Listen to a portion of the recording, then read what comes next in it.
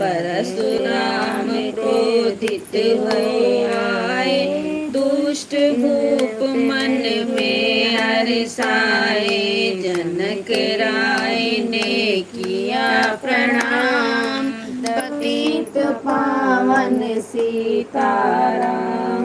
बोले लखन सुनो मुनि ज्ञानी, संत नहीं होते अभिमानी।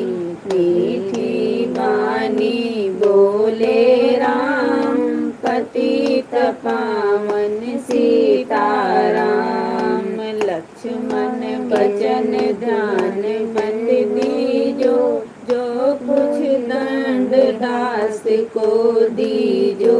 धनुष तुड़ैया मैं हूँ राम, पतित पावन सीताराम। लेकर के ये धनुष चढ़ाओ, अपनी शक्ति मुझे दिखाओ।